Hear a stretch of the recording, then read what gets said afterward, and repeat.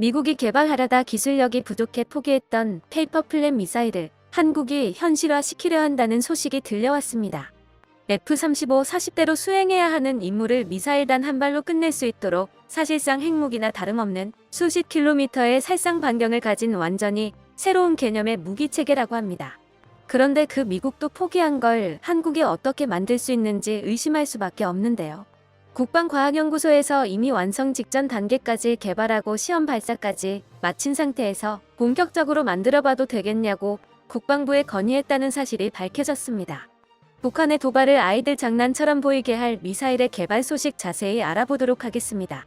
지난 2021년 국방학술대회를 통해 국방과학연구소에서 미사일 탑재용 장입유도 로켓 개발 연구라는 제목의 논문이 공개됐었습니다. 본 논문에는 국가연에서 자체적으로 개발한 한국형 탄도미사일 탑재형 지능형 유도자탄의 시험 및 개발에 관련된 내용이 담겨져 있었는데요. 쉽게 말하면 자폭 드론과 탄도미사일을 하나로 합친 무기체계로 목표물 상공에 도달한 탄도미사일의 탄두에서 자폭 드론 여러 대가 분리되어 상공을 배회하며 목표물을 추적 정밀 타격할 수 있는 완전히 새로운 형태의 무기체계입니다. 그리고 최근 국방부에서 내년부터 소요 추진하기로 결정하면서 본격적인 개발 단계에 들어가게 됐습니다.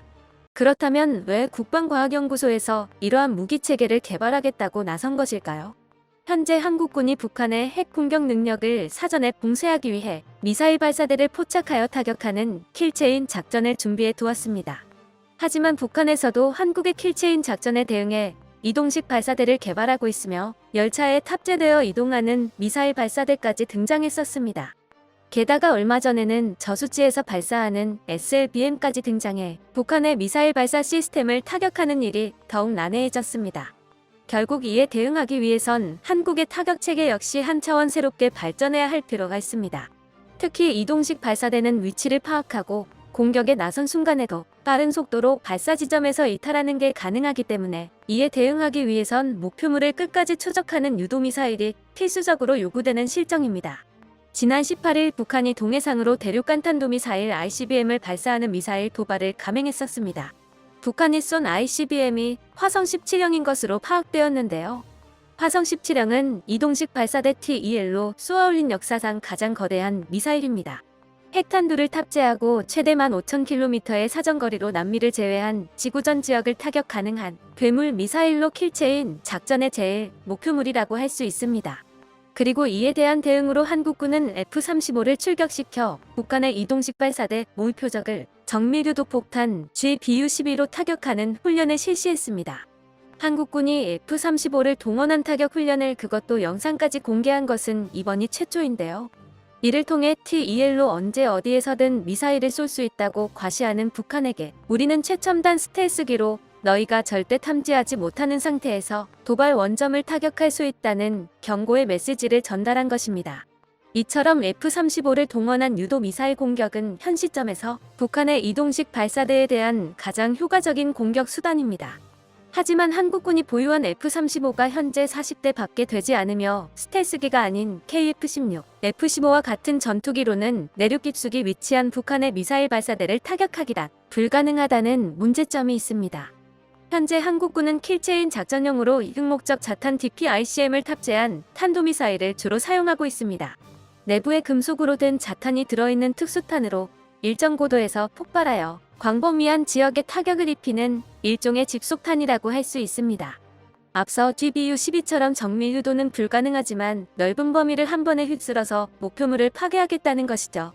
하지만 이 역시 타격 범위가 넓다고 해도 순식간에 발사 원점을 이탈하는 T-2L을 타격하기엔 한계가 명확합니다. 때문에 북한의 이동식 발사대를 효과적으로 제거할 수 있도록 국가연에서 탄도미사일의 사거리와 GBU-12의 정밀유도 기능, 그리고 집속탄의 광범위한 타격 능력을 합한 새로운 무기체계를 개발하게 된 것입니다. 일명 채공형 유도자탄 미사일의 개발 계획은 기존의 KT-SSM 미사일의 새로운 개량형을 개발하는 것이 목표입니다. 고정형 발사대와 최근 폴란드로까지 수출된 K-39 천무 다연장 로켓에서도 발사 가능한 KT-SSM은 사거리 290km의 지대지 탄도 미사일입니다. 북한의 장사정포 갱도진지나 지하경 납고, 벙커 등을 파괴하기 위한 특수 열압력 탄두를 탑재하고 있는데요. 새롭게 개발될 최공형 유도자탄은 탄두의 자폭 드론을 탑재하는 완전히 새로운 형태의 미사일입니다. 과거 군비 경쟁이 광기에 달했던 냉전 시대에 개발이 시도됐었지만 페이퍼 플랜에 그쳤던 것을 한국에서 최초로 실용화에 나선 것이죠. 우크라이나 전쟁으로 인해 자폭 드론의 전술적 효용성이 입증되었는데요. 러시아에서 최근 우크라이나의 수도 키이우에 무차별 폭격을 감행하고 있는데 이 공격에 이란제 자폭 드론이 동원되고 있습니다. 자폭 드론을 막기 위해 키이우 경찰들이 대공 사격을 실시했지만 자폭 드론을 막을 수는 없었습니다. 계속되는 공격에 키이우 시민들은 드론 엔진 소리만 들려도 공포에 떨고 있는데요. 자폭 드론 공격을 통해 우크라이나 국민들의 사기를 떨어뜨리려는 푸틴의 공포 전략이라고 할 수 있습니다. 현재 각 국가에서 자폭 드론의 본격적인 개발에 나섰고 한국은 자폭 드론의 효과를 더욱 극대화하기 위해 탄도미사일에 자폭 드론을 실어 날린다는 기발한 발상을 떠올린 것입니다. 탄도미사일에 탑재될 이 자폭 드론은 이스라엘 유비전에서 제작한 히어로 자폭 드론과 비슷한 형태를 가지고 있습니다. X자로 교차된 4개의 주날개와 4개의 꼬리 날개를 가지고 전기 추진 프로펠러 모터로 추진되며 상공에서 몇 시간 동안 비행하는 게 가능하며 이스라엘 자폭 드론과 성능이 비슷하다고 가정했을 경우 작전 범위는 최소 60km 이상일 것으로 추정되고 있습니다. 최공형 유도자탄 미사일은 이러한 자폭 드론 여러 대를 한 번에 목표물 인근 상공까지 빠르게 도달시킨 이후 자폭 드론이 표적을 추적해 공격할 수 있도록 만드는 무기인 것이죠.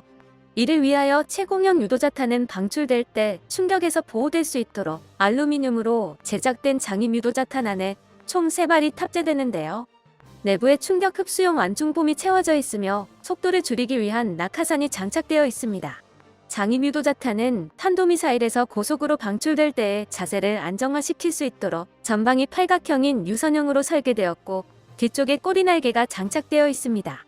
다음 그림에서 보듯이 일정 고도에 도달하면 탄도미사일에서 보호 페어링을 분리하면서 메탈 에어백을 사용해 장입 유도자탄을 방출합니다.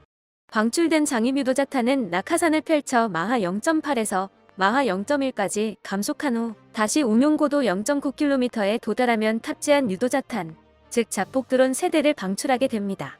방출된 자폭 드론은 700m 고도에서 날개를 전개한 후 프로펠러를 이용해 비행하며 작전 고도 500m 지점에서 작전 상공을 배회하면서 스스로 표적을 탐지하여 공격하게 됩니다. 이를 위해 자폭 드론에는 인공지능 기술이 적용된 ATR 기능이 탑재된 적외선 탐색기가 장착되어 지상을 관측하여 T2를 찾아서 공격할 수 있도록 만들어졌습니다. 이렇게 탄도미사일처럼 수백 킬로미터 떨어진 곳에서 격추가 불가능한 속도로 날아들어 유도미사일처럼 목표물을 끝까지 추적하고 집속탄처럼 한 번에 넓은 범위를 타격 가능하며 드론처럼 목표물을 포착할 때까지 상공에서 배회할 수 있는 궁극의 탄도미사일처럼 보입니다. 이렇게 장점만 있다면 좋겠지만 기술적으로 구현이 어렵다는 문제점이 있는데요. 90년대 중반 미국에서 13개의 배트 지능자탄을 탑재한 에이테킴스 전술탄도미사일을 개발한 바 있습니다. 국가연에서 개발 연구 중인 개념과 비슷하게 탄도미사일에서 분리된 후 미리 프로그래밍된 목표 지점으로 활공하면서 음향 센서를 통해 전차나 이동식 발사대에 엔진 소음을 탐지해 추적하여 타격하는 방식인데요. 하지만 시험평가 단계에서 지능자탄에 장착된 음향 센서가 미군에서 요구하는 탐지 신뢰성에 도달하지 못해 소량 생산 후 프로젝트가 그대로 무산됐었습니다. 그러나 미완성된 무기임에도 당시 북한의 탄도미사일 위협에 대응하기 위해 주한미군 사단에 긴급 배치할 정도로 전술적 효용도를 높게 평가했었습니다. 그렇다면 그 미국도 실패한 지능자탄을 과연 국가연에서 개발할 수 있는 것일까요? 과거 달에 도달했던 아폴로호에 탑재된 컴퓨터의 성능이 오늘날 스마트폰의 수만 분의 1에 지나지 않는다는 것을 생각한다면 반도체 강국인 한국에서 만든 칩을 탑재한 인공지능 미사일의 작전 수행 능력은 90년대 미사일과 비교할 수 없는 수준입니다. 또한 유도자탄 연구는 국가연에서 겨우 15개월 동안 국가연이 보유한 연구자산과 제한적인 사업비만을 사용하여 실시되었지만 장입 유도자탄 방출 시험, 자탄 방출 장치 내충격성 검증, 고속환경 하 장입 유도자탄 방출 성능 확인 등 요구하는 기술적 기능성을 대부분 확인할 수 있었습니다. 게다가 이미 실제 탄도미사일을 사용해 방출 시의 생존성, 방출 후의 안정화 및 비행 성능, 낙하산의 감속 성능까지 확인하기 위한 테스트까지 진행했었는데요. 안타깝게도 발사된 탄도미사일의 전방 덮개가 분리되지 않아 마지막 단계인 유도자탄 사출까지 도달하지는 못했습니다. 하지만 이를 통해 국가연의 개발 연구가 상당한 수준에 도달해 있다는 것을 파악할 수 있으며 내년부터 본격적인 개발에 들어갈 경우 매우 짧은 시간 안에 시공형 유도자탄 미사일을 완성할 수 있다는 것을 알 수 있습니다. 겁먹은 개가 더 크게 짖는다는 것처럼 북한의 계속되는 도발로 북한 내부 사정을 어림짐작해 볼 수 있습니다. 궁지에 물린 쥐가 문다는 말이 있지만 방심하지 않은 호랑이가 쥐 따위에게 물 일이 없겠죠. 대한민국을 지키기 위해 오늘도 밤낮으로 연구에 매진하고 있는 국가연 연구원분들에게 응원을 보냅니다. 끝까지 시청해주셔서 감사합니다. 도움이 되셨다면 좋아요를, 다른 이야기도 궁금하시면 구독을 눌러주세요.